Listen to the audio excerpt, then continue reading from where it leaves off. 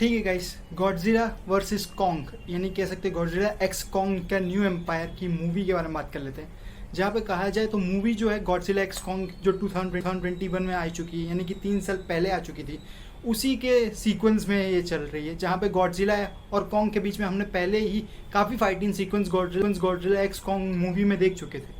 But ये movie जो है वो काफ़ी हद तक दो नए टाइटन्स को भी इंट्रोड्यूस करके उस चीज़ को आगे बढ़ाने की कोशिश करती है, जो यूनिवर्स का एक्सपांशन वो लोग कर रहे हैं। जहाँ पे मैं कहूँ तो यहाँ पे इस यूनिवर्स में कॉन्ग के ऊपर ज़्यादा से ज़्यादा फोकस किया गया है। पूरी मूवी में कहा जाए तो यहाँ पे पूरा कॉन्ग के ऊपर फोकस किया है, ना कि गॉडजिला के ऊपर। जहाँ पे कहा जाए तो गॉडजिला शुरू से जैसे हमें इंट्रोड्यूस किया गया हुआ है, जो जहाँ पे आप जानते हो कि यहाँ पे ह्यूमंस का काफ़ी हद तक इंटरफेरेंस का हर एक मूवीज़ में ज़्यादा से ज़्यादा देखने को मिलता था, जो यहाँ पे ये मूवी में बहुत ही कम देखने को मिलता है। जहाँ पे हम लोग का गॉडजिला एक्स कॉन्ग के जो डायरेक्टर है एडम, उन्होंने ही सेम टू सेम डायरेक्शन यहाँ पे उन्होंने ही की हुई है। जहाँ पे मैं कहूँगा बहुत अच्छा खासा VFX लोडेड दिखता है, जहाँ पे CGI वे में बहुत अच्छा खासा दिखाने एक डिस्क्रिप्शन वेज में भी दिखाने की कोशिश की गई हुई है। जहाँ पे मैं कहूँ तो काफ़ी तो और कॉन्ग के ऊपर मूवी ज़्यादा फोकस करती है, बट कहीं ना कहीं मैं ये भी कहूँगा जो ह्यूमंस का दिखाना चाहिए था बैकग्राउंड, वो चीज़ें अब काफ़ी हद तक कम होने लगती है धीरे धीरे के मूवीज़ में। क्योंकि काफ़ी हद तक पुरानी मूवीज़, अगर गॉडजिला एक्स कॉन्ग की मूवीज़ देखो या गॉडजिला की कोई भी मूवी देख लो उठा के, या कॉन्ग का स्कल आइलैंड मूवी देख लो, वो काफ़ी हैवी लोडेड लगते थे। क्योंकि उसका रीज़न ये था कि इंट्रोडक्शन पार्ट्स के हिसाब से वो लोग हैवी लोडेड लगते थे। जहाँ पे लोगों को इंट्रोड्यूस करने पे थिएटर्स वाइज में देखता था कि टाइटन्स बहुत बड़े होते हैं। जहाँ पे यही चीज़ अगर कहा जाए तो यहाँ पे लोग ये चीज़ स्वीकार कर चुके हैं कि टाइटन्स एग्जिस्ट करते हैं उस अर्थ पे, और वहाँ पर वो चीज़ वो उन सबको एक्सेप्ट करना चाहते हैं। जहाँ पे मैं कहूँ ये चीज़ गॉडजिला में काफ़ी हद तक ये मूवी में वो अपने हर एक टाइटन्स को हराता रहता है धीरे धीरे करके, जहाँ पे वो अपने आप को इवोल्व करने के लिए एक नए टाइटन से भिड़ता है, और उस टाइटन के वजह से उसकी एनर्जी छीन कर वो, यानी कह सकते हो कि वो सन की एनर्जी जो रेडियो मैग्नेटिक एनर्जीज होती है उसके थ्रू अपना नया रूप लेता है, जो काफ़ी हद तक मैं कहूँ तो उसे रेडिएशंस के हिसाब से उसे महसूस होता है। जो मैग्नेटिक किरणें पैदा होती है वो काफ़ी हद तक जो उसके हिसाब से ही गॉडजिला चेंज होने लगता है। जहाँ पे वो पहले न्यूट्रल यानी कि कह सकते हो कि पूरा न्यूक्लियर आर्क रिएक्टर पे जाता है खुद को रिचार्ज करने के लिए, जो काफ़ी हद तक हर एक फाइट सीक्वेंस में हमें गॉडजिला की हर एक मूवी में भी काफ़ी हद तक देखने को मिलता है। जहाँ पे कॉन्ग की जो स्टोरी है वो अपने आप को ढूंढता रहता है, यानी कि कह सकते हो अपने सिविलाइजेशंस को ढूंढने लगता है। जहाँ पे उसे काफ़ी सिविलाइजेशंस के पुरानी चीज़ें भी पता चलती हैं कि उसका सिविलाइजेशन कैसे एंड पे पीक पे था।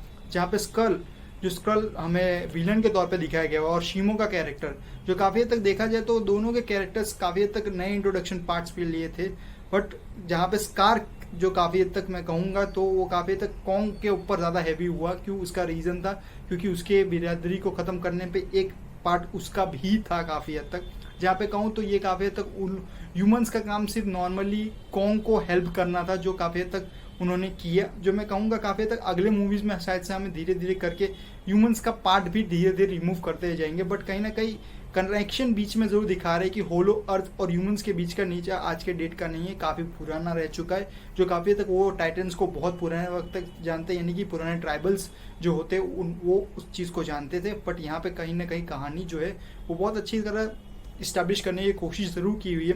बट स्टोरी वाइज काफ़ी हद तक मैं कहूँगा वो हैवी लोडेड जो चीज़ें पहले देखने को फील होती थी, जहाँ पे कहूँगा गॉडजिला एक्स कॉन्ग की मूवीज़ या पुराने कॉन्ग की मूवीज़ भी देख लो, तो वो चीज़ें हैवी लोडेड यहाँ पे वो नहीं फील होती। क्योंकि हमें अब पता चल चुका है कि वो टाइटन्स है, वो टाइटन एग्जिस्ट करते हैं, वो टाइटन्स इतने बड़े होते हैं, उनका एक्सिस्टेंस बढ़ रहता है, उनका इवोल्यूशंस होते रहते हैं। तो वो आइडिया काफ़ी हद तक पब्लिक को ऐसा लगेगा कि वो मूवी नॉर्मल हो चुकी है। बट जहाँ पे फाइटिंग सीक्वेंस की बात की जाए तो फर्स्ट मास्टर क्लास मूवी है। क्योंकि अगर आपको माइंडलेस देखनी है, कोई भी माइंडलेस, यानी कि कहीं ना कहीं कुछ भी मारा पीटी चालू कर देते हैं, जो काफ़ी हद तक टाइटन्स के अंदर कॉमन ही चीज़ होती है, जो वो चीज़ अगर आप देखनी है तो ज़रूर देख जाए मूवी। बाकी मूवीज़ के अंदर स्क्रिप्टिंग वाइज अगर कहा जाए तो ह्यूमन का ज़्यादा कुछ फॉर्म नहीं दिखा, जहाँ पे VFX और CGI लोडेड जो हमें कह सकते हैं कि इमोशन वे में टाइटन्स के वे में दिखाने की कोशिश की हुई है। यानी टाइटन्स अपना कैसा वे दिखाते हैं, यानी टाइटन्स अपने आप को कैसे एक्सप्रेस करते हैं वो दिखाने की कोशिश की हुई मूवी में।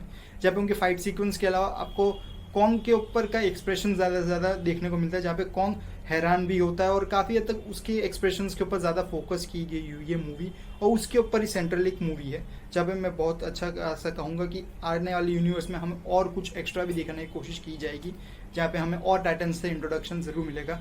जहाँ पे देखा जाएगा तो गॉडजिला भी फिर से लौटेगा कॉन्ग को हराने के लिए, बट ये वाली मूवी में गॉडजिला ज़्यादा से ज़्यादा इंपॉर्टेंटली कॉन्ग की मदद करने की कोशिश करता है। तो इस वीडियो को यहीं रैप अप करते हैं। बाकी सब्सक्राइब कर रखें चैनल को बाकी अपडेटों के लिए, और मुझे कमेंट सेक्शन में जरूर बताइए कि आपको Godzilla x Kong New Empire की मूवी कैसी लगी। Thank you.